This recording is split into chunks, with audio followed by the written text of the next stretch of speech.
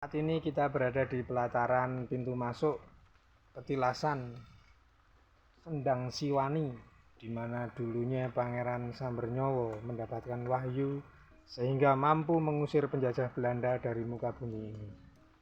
Bagaimana Sendang Siwani? Seperti apa Sendang Siwani? Kita masuk menuju ke sana.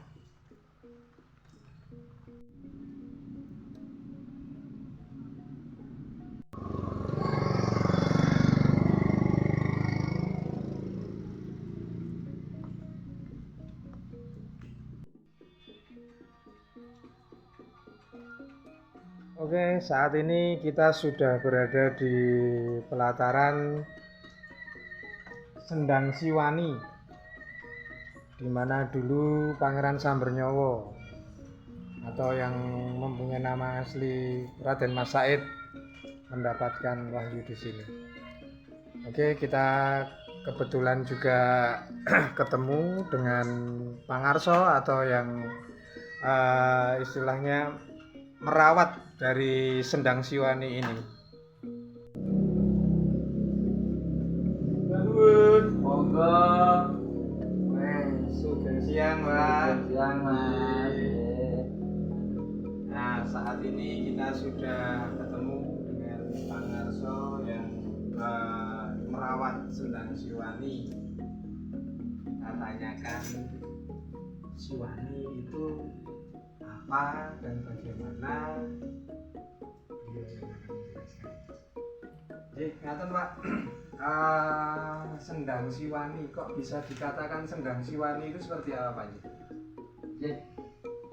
Jadi begini, awal mulanya Sendang ini namanya bukan Sendang Siwani, namun nama terdahulu adalah Bilik Nglenggong. Jadi nama Sendang Siwani ini setelah beliau Mas Said bisa mengalahkan penjajahan Belanda, saya saat itu baru ini nama Sendang. Jadi kronologinya begini, sejarah kita semua sejarah terjadinya Sendang Siwani. Berawal perjuangan dari beliau Raden Mas Said. Saat itu beliau melawan penjajahan Hindia Belanda pernah kekalahan, sehingga beliau melarikan diri sampai Puncak sampai Puncak Lawu, sampai Balat. Singkat cerita sampai ke Kampung Poh Kuning. Yes, kita lanjutkan berawal dari Kampung Poh Kuning. Nah, di Kampung Poh Kuning ini Mas Said ketemu dengan seorang kiai yang bernama Kiai Kasanur Iman. Setelah Mas Said sampai di Kampung Poh Kuning ini menyampaikan apa yang menjadi keluhan. Setelah Mas Said banyak cerita dan sudah ditangkap oleh beliau Pak Kasanur Iman apa yang menjadi keluhannya, akhirnya Mas Said diarahkan untuk meditasi di atas sebuah batu yang terletak di dekat pohon beringin, dan di sekitar itu ada yang namanya belik, yaitu Bilik Nglenggong. Namun sebelum Mas Said melaksanakan meditasi, Mas Said diberitahu bahwasanya di sini ada yang namanya cikal bakal. Itu ada dua pasang. Yang satu pasang bernama Kaki Tongong, Nini Tongong. Yang satu pasang lagi bernama Kiai Towo dan Nyai Towo. Beliau itu juga dulu manusia seperti kita. Karena kesaktian beliau itu dinyatakan mokso dan bersemayam di pohon beringin tersebut. Setelah itu Mas Said sudah paham apa yang disampaikan oleh Pak Kasonoriman tadi. Beliau lantas melaksanakan meditasi di atas sebuah batu tadi yang saya sampaikan. Selama beliau meditasi, kok seolah-olah beliau itu melihat 2 ekor kerbau yang sedang berkelahi. Yang satu kalah, sudah tidak berdaya, tidak punya kekuatan, tidak punya keberanian. Ternyata setelah kebo ini kalah dan merangkak bisa minum ke belik lenggong tadi, ternyata yang tadinya sudah tidak punya kekuatan, tidak berdaya, setelah minum kekuatannya pulih, keberaniannya pulih, sehingga kembali berkelahi. Akhirnya yang tadinya kalah menjadi menang. Nah, oleh sebab itu, apa yang diterima oleh Mas Said di saat meditasi itu diwedar sama Pak Kiai Kasonoriman. Menika mekaten di sana, menawi panjenengan badhe bengkas walandi, monggo kula aturi niru napa ingkang dipun tindakaken kebo sakjroning sasmita ingkang panjenengan tampi. Jadi begini di sana, kalau Anda ingin mengalahkan penjajahan Belanda, silahkan tirukan apa yang dilakukan Kerbo di saat Anda meditasi tadi. Lantas Mas Said saat itu bersama Punggawa Baku Kawandasa Jaya yang saat itu berjumlah tinggal 40 orang, semua menirukan apa yang dilakukan Kerbo tersebut pada minum dan mandi di bilik tersebut. Ternyata Mas Said setelah mandi dan minum di bilik tersebut merasa kekuatannya pulih kembali, keberaniannya pulih kembali, sehingga melanjutkan perjalanan.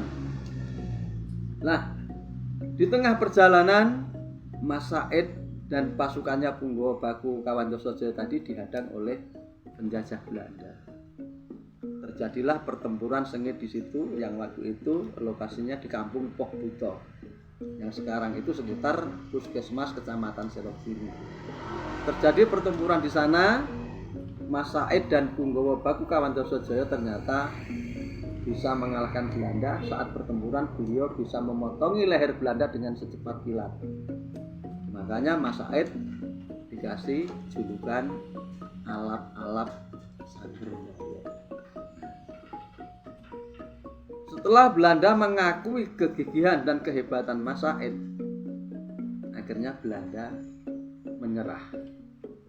Bumi yang dijajah oleh Hindia Belanda dikembalikan ke Mas Said, dan akhirnya Mas Said dinobatkan jadi Adipati Arya Mangunegara yang pertama. Sejarah ceritanya seperti itu. Dan kemudian kenapa kok sendang belik ngelinggong tadi menjadi sendang Siwani? Nah, itu diambil dari pengalaman Mas Said. Di waktu Kerbo itu sudah tidak berdaya karena minum di bilik tersebut, ternyata menjadi berani. Nah, makanya sendang ini dikasih nama Sendang Siwani dan juga Sendang Penguripan, yang sampai saat ini masih diyakini banyak sekali karomah-karomah yang berada di dalam sendang tersebut khusus. Bangsal ini dibuat untuk para peziarah yang akan mengalap berkah, sehingga untuk antrian itu bisa terjaga dan tertib.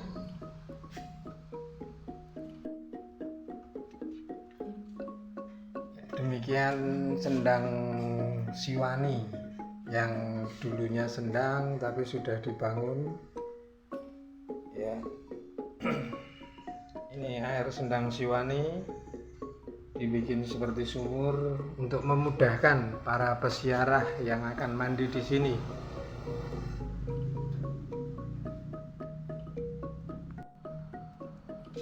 Jalan untuk menuju ke batu di mana Pangeran Sambernyawa atau Raden Mas Said mendapatkan wahyu.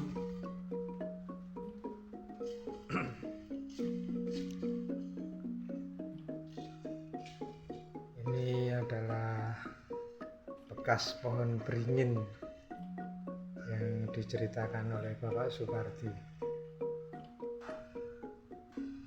Dan ini adalah batu di mana beliau bermeditasi.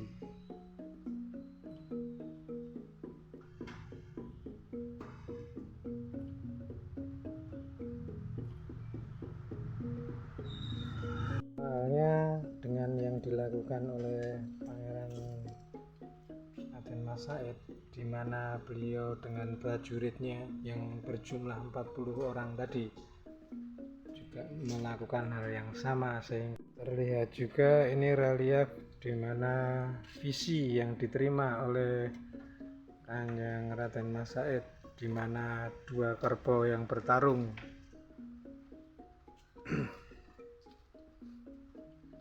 Minum air di Sendang Siwani sehingga memenangkan pertarungannya. Demikian Sendang Siwani, dan ikuti dolan ngalap berkah. Salam budaya, matur nuwun.